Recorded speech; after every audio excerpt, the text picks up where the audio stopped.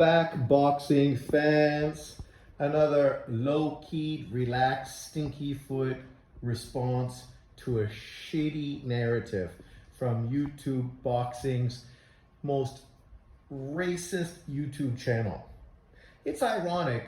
You can see here, of course, there's a non-black person.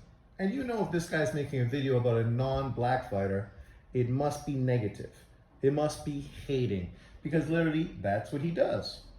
He fanboys and boosts up black American fighters, even when they haven't done what this guy's done. Never won a world title, never unified world titles. But those other fighters, because they're black Americans, get praised and supported. Yet every non-black American fighter gets heavily criticized and torn to shreds because, well, they don't have enough melanin. And that's what it comes down to. If this dude had more melanin, he would be being praised. But because he doesn't have melanin, or at least not enough, he comes under scrutiny. This is racism. The ugly truth to the situation. Janibek is at probably the worst division in boxing right now, the middleweight division, where you have one champion who literally is inactive. His last fight was at 168 pounds, is drunk and stoned consistently on YouTube or on videos. God only knows what he's doing, what's next. This was a guy that people were saying, oh, Canelo shouldn't fight him. That'd be a cherry pick. That'd be terrible. Canelo shouldn't fight him. So Canelo shouldn't fight him because he hasn't been busy. He's looked terrible. But Janibek should call him out, even though they're on opposite platforms, and the likelihood of that fight happening is zero. Zilch. Nada. Charlo versus Lara, two PBC fighters in unification.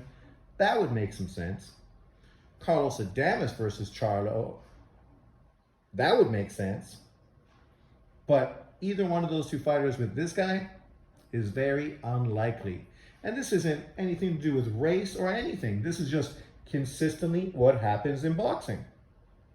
This guy literally made a video yesterday talking about how every promotional company does in-house fights. So if that's the case, why are you hating on this guy because he's not chasing after PBC opponents? Because those PBC opponents ain't chasing after him.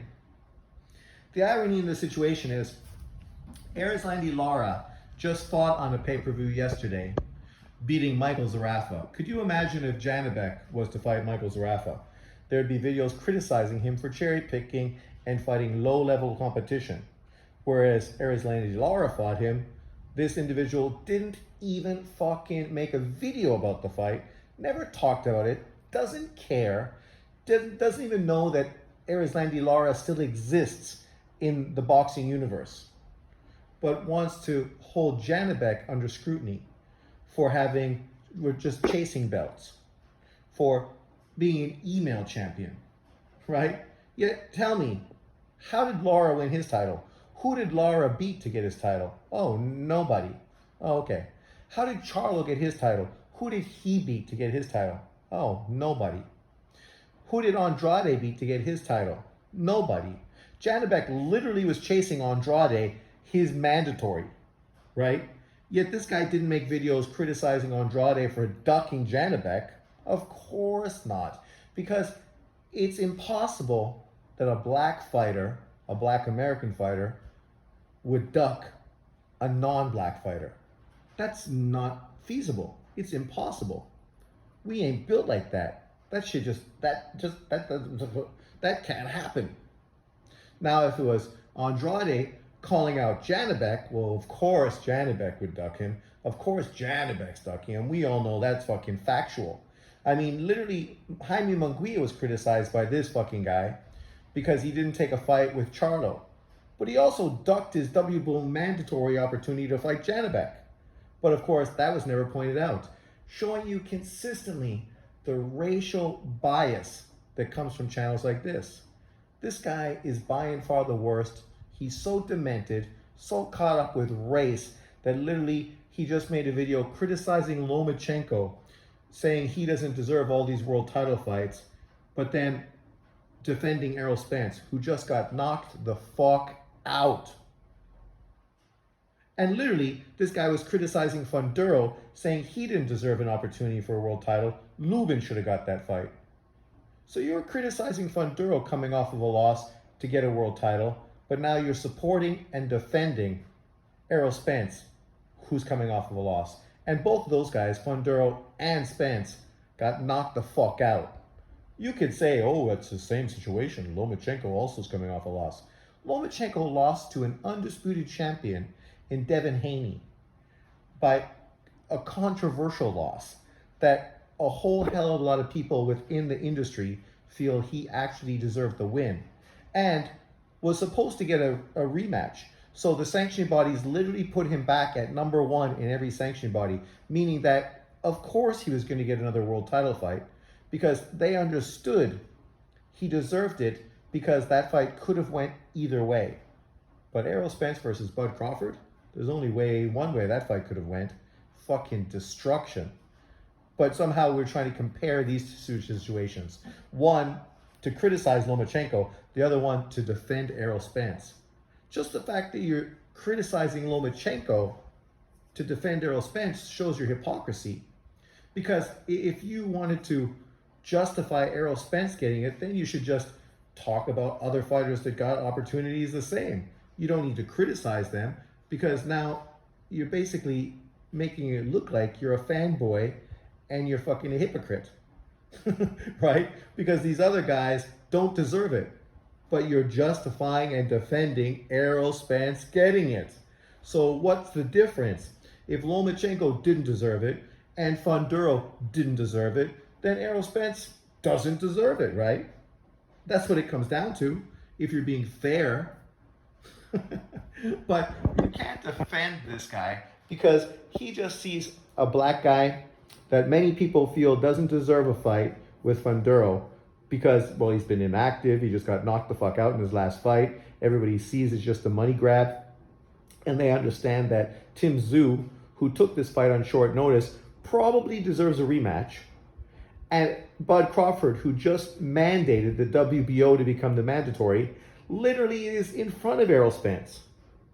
I just made a video today, a short one, showing you, like, the difference between talking about Lomachenko getting a fight and Errol Spence getting a fight is just obvious.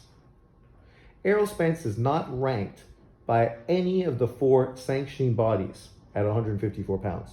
None of them rank him in the top 15. Lomachenko at one point was ranked number 1 by the WBC, number 1 by the IBF, and number 1 by the WBO. And I think he was number 2 by the WBA. Now he's not, because everyone knows he's fighting for the IBF title. So now he's no longer ranked by the other sanctioning bodies because he's obviously going in another direction.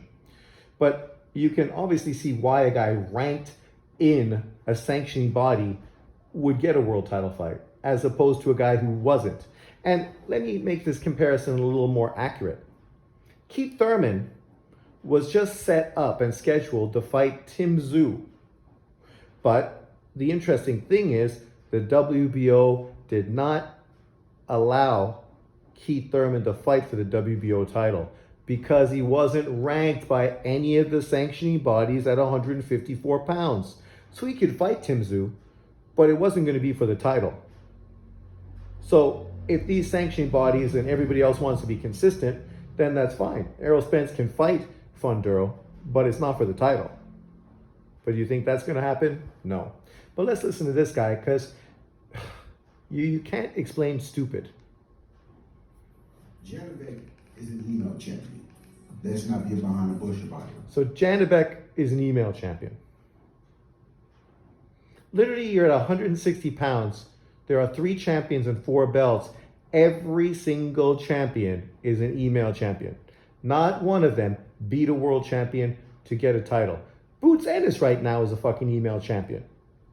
But you're not hating on these other fighters, these black American fighters that are email champions. Actually, you are super critical and you defended Devin Haney like crazy when people said he was an email champion. But now you throw that term around consistently. Throw it around hating on people like Inouye, saying he's just collecting belts. So Bud Crawford is going for legacy, but Inouye is collecting belts. Janibek is an email champion, but Charlo and Lara are world champions. Oh my God. Some of you guys will say, "Whoa, jump boxing, Janibek is the unified middleweight champion." Yeah, again, Collecting belts. But then he wants this guy to fight Charlo and Lara. Why? So they can collect belts. And the reality is, we know those guys don't want to fight him. Lara wants to fight Danny Garcia, and Charlo wants a big money fight at 168. So what are you even fucking talking about? You're calling out two PBC fighters that the PBC has no interest in making a fucking Janibek fight. belts. You got two belts, but didn't really beat anybody for those belts. Janibek, when you look at Janibek's resume, it's made up with a bunch of second tier, third tier type of fighters. The two best wins that he has on his resume. What's Andrade's resume? What's fucking Charlo's resume made up of? Second tier and third tier fucking fighters. Literally, before Andrade got knocked the fuck out by Benavidez, he'd never faced a world champion, past, present, or future. So, what are you talking about? This is also the guy that said Janibek was 35 years old, just to like hate on him even more when he's only 30. But the reality is, we know Janibek is not a pound for pound fighter. He's not. Nobody says he is. He doesn't get Golovkin type of treatment. Nobody's even getting bent out of shape that John Boxing is going out of his way to criticize Janibek. Because reality is, the majority of these YouTube boxing channels don't even know who he is, don't even watch middleweight boxing. To me, Hassan Indam and Rob Brandt, those are third tier, second tier fighters. Hassan Indam was We criticize people that were world title contenders. good since he fought Peter Quillen. Okay, those two fighters are the best name on Janibek's resume. So when it comes to Janibek, Could have been Andrade, but Andrade literally ducked him to go to 168 and cherry pick a bum. But that's Janibek's problem. It's Janibek's problem that Andrade ducked his mandatory to go fight a bum at 168 pounds. And that's what he did. He fought a nobody, a fucking, bench warmer at 168 pounds. Looked like garbage, and then the PBC served up to David Benavidez. Right? But this is John. He's just a racist who constantly wants to hate on every non-black fighter to try to highlight black American fighters. I mean, he must be really upset now that there are 9 Japanese world champions, there are 9 black American champions, and there are 9 Mexican champions. And then, of course, there's a mix of other fighters, South Africans and Thai and, Puerto Rican and many others. But, where's this dominance? Where's this dominance? Because black boxers aren't dominating. John needs to criticize and tear down all these other fighters. all people look at is the belts. They don't really look at his resume, basically his body of work. When you look at the man's body of work, he has nothing to show for it. Again, It's funny though, he doesn't have the same energy when he fanboys for O'Shaquie Foster, who hasn't beaten anyone. He doesn't have the same energy when he fucking defends Frank Martin, who's almost the same age as Janibek and hasn't won a world title. And his best fight is coming up now against Tank Davis, right? Like literally, there's tons of fighters in boxing whose resumes are mediocre. Like Gary Russell hasn't fought any fucking good fighters now. His best win, against a 38-year-old Postal? I mean, okay, the dude's fucking almost 40. Let's be honest, right? Boxing today, a lot of these dudes have mediocre resumes.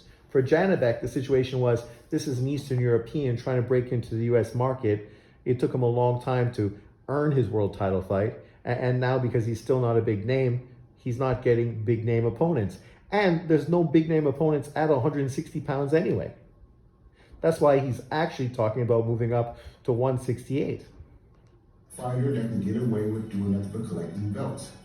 See, when it comes to the black American fighter, they have to fight a top. Oh my God. I just gave you so many black Americans who haven't fought top competition. But yet he wants to make it racial and say, oh, the poor black American, they got to do the unthinkable. They got to do the unbelievable. They got to do the unimaginable. But every non-black fighter, they get to do anything they want. What a load of fucking bullshit. Literally, everyone is shitting all over fucking Canelo Alvarez like crazy. And his next opponent, Jaime Munguia, is a much better, much more proven fighter than Frank Martin. Right? He was a world champion. He's beaten top contenders. He's beaten top 10 ranked opponents. Whereas Frank Martin has not beat a top 10, 135-pound fighter in his fucking career. And the dude's almost 29 years old. Older than Jaime Munguia. Named opponent in order for them to get respected for having a belt. Let me say that one more time. But it's a lie. It's not true. It's fabricated. This is consistently what John does. He consistently puts out lies, just like Dante Boxing Nation and Ego and the LDBC. These guys constantly want to misrepresent the truth. Many fighters get criticized for the opponents they fight. Other fighters get no praise even for the great fighters they fight and the great resumes they have. I mean, this is the world we live in. You know, boxing fans are fucking mental. They got the fucking combined IQ of 127. So you get the worst takes from boxing fans. John Boxing is the perfect example of that. When it comes to the black American fighter, they have to fight a top named opponent in order for them to... Who did Charlo, fucking Andrade, fucking Tank Davis. Oh, sorry, Tank Davis fought Petraza. Not a name opponent. He literally cherry-picked fucking Leo Santa Cruz, a name opponent, who was in his fourth weight division, to try to get a name opponent. I mean, Jesus Christ. I mean, Errol Spence cherry-picked Mikey Garcia, a guy in his fourth weight division, trying to fucking get a name opponent. Like, holy crap. So then Janibek should fucking fight, I don't know, somebody from 147 pounds, right, to try to get a name opponent. Keith Thurman. He's going to fight Keith Thurman or Danny Garcia next. Could you imagine if Janibek fought Danny Garcia next? The hate, criticism, and fucking mental gymnastics John Boxing would go through. Yet Erislandy Lara was set to fight that guy for the last year. And only because the PBC didn't have the support, the finances, whatever the situation may have been, that fight has not happened. And he never mentioned it. Didn't care about it. Get respected for having a belt. They can't just collect belts. Every time a black American fighter becomes champion, the question always remains, who has he fought? Who has he beat to become champion? Who has he... Oh my God. Listen to this bullshit. Literally, there's 9 black world champions in the sport right now. 9. 9 of them. So let's go through and see who these guys beat for their world titles. I mean, we know that Tank Davis, that fucking shit's still on my fucking thing. Why is that still there? What is that thing? Man. I don't even know what that shit is. Why is it on my phone?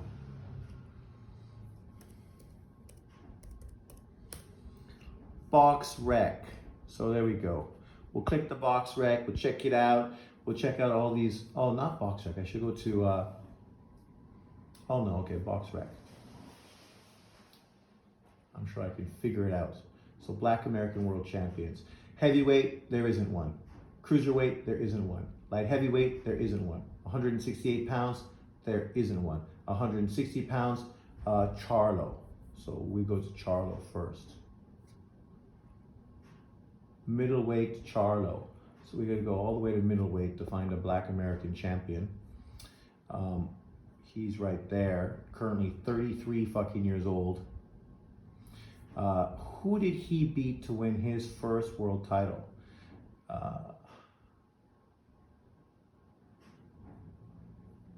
He won the IBF title in 2015 by beating Cornelius Bundridge. Cornelius Bundridge, who was 34-5.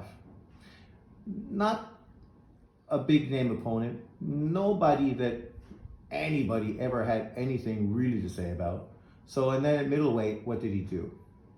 He was the interim champion until he was elevated when he fought Brandon Adams to become the WBA champion. So that's what he did. Basically fought Brandon Adams and Cornelius Bundridge.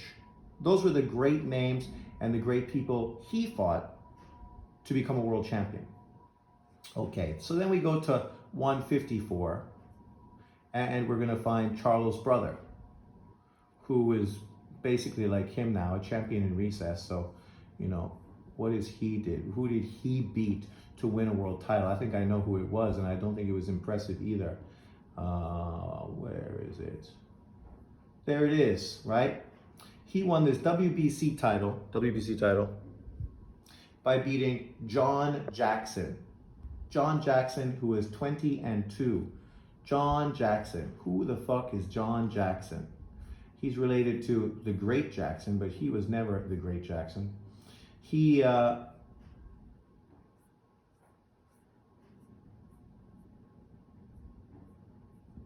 already lost to Andy Lee and Willie Nelson, got an opportunity to fight Charlo. So Charlo fought a guy who was coming off of losses to win the WBC title that was vacant, right?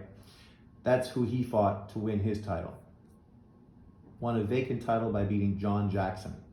And then then he rebeat Tony Harrison to reclaim his title, right? And so there you go.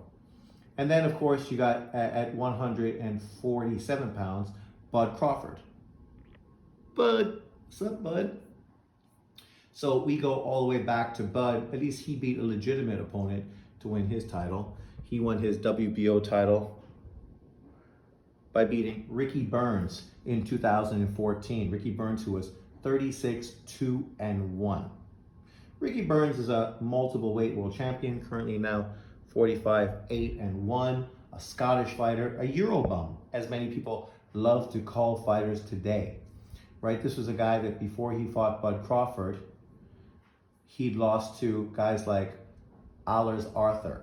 Yes, I know you've never heard of him, me neither. Carl Johansson. Yes, I never heard of him either. Right? These were some of the names he lost to before he fought Bud Crawford. Literally, he was coming off of a draw in his fight before fighting Crawford against Raymond Beltran. Right? And the best name he'd beaten before that was Michael Katsidis.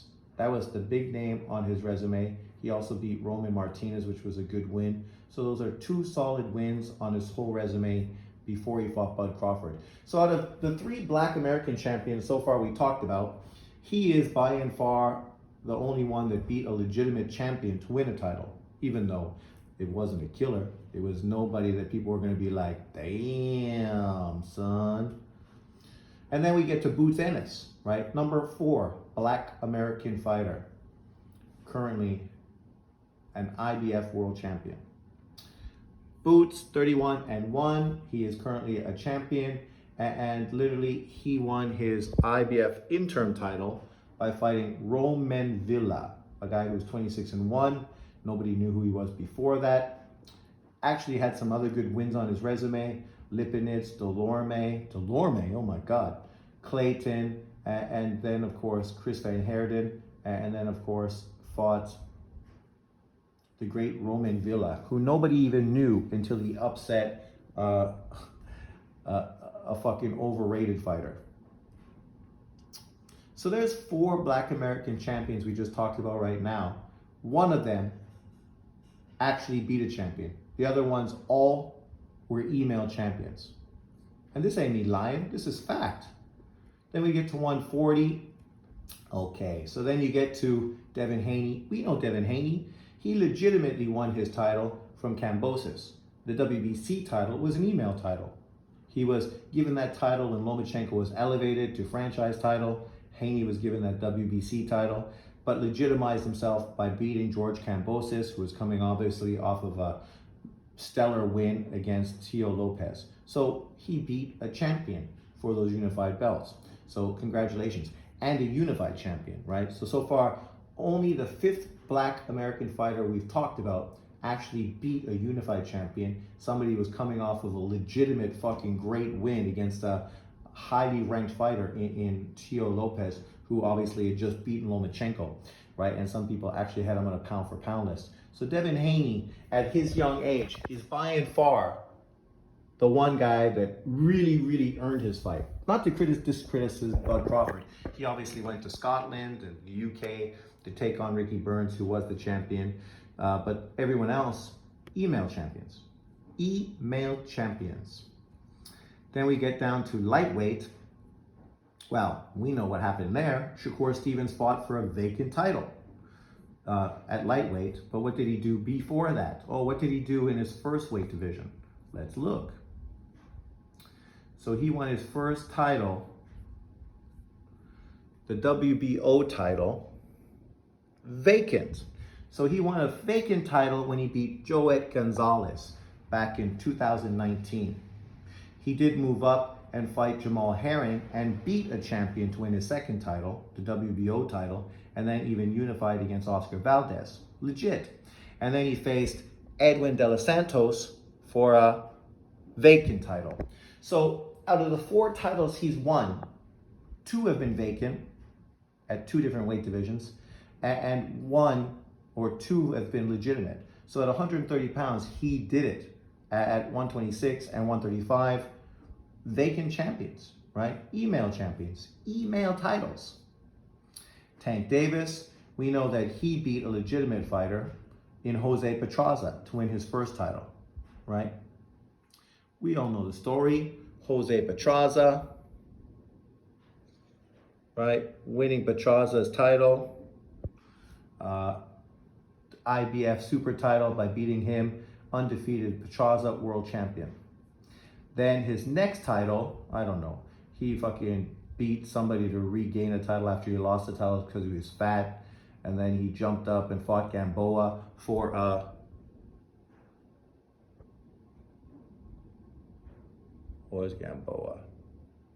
for a vacant title. And then he fought Leo Santa Cruz, who'd fought for a vacant title, the title Tank Davis gave up, against a bum who wasn't even fucking a top 10 fighter. And then then Tank Davis came down and beat him. Fought, of course, Mario Barros for a regular title. So what does that matter? Even Gamboa, a vacant regular title.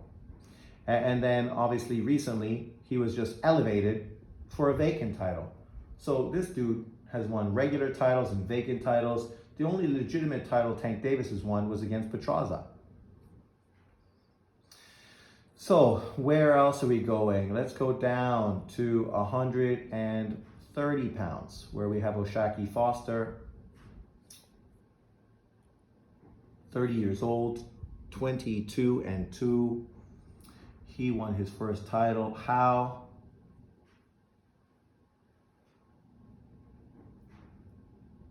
He fought Ray Vargas for a vacant title, an email title, right?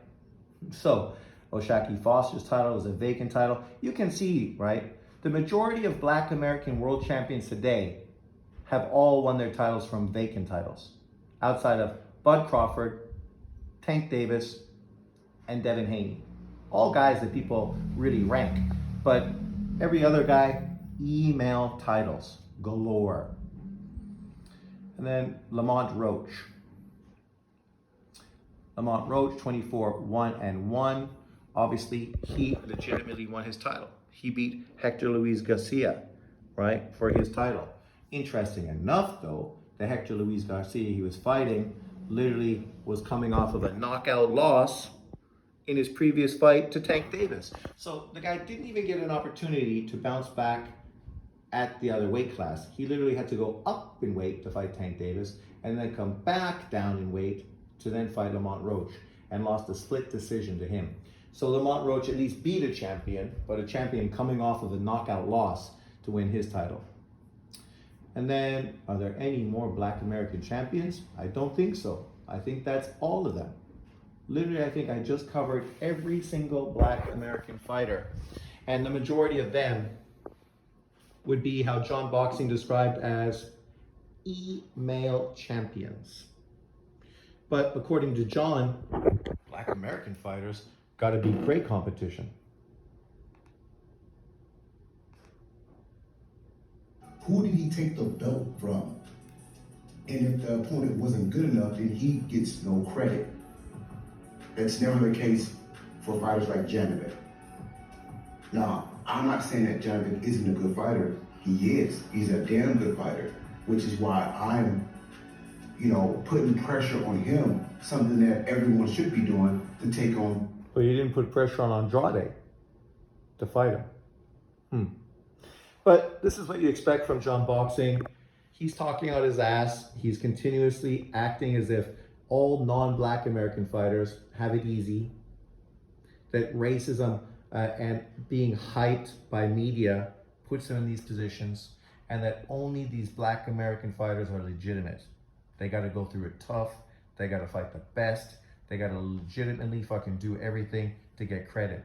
Yet I just showed you, the majority of the 9 Black American world champions today, all their titles were won, or selection of the titles were won as vacant titles. They literally did not beat a world champion in many cases to become a champion, outside of Tank Davis, outside of Bud Crawford, outside of what's his face, Lamont Roach, and I thought there was one other, but maybe just 3.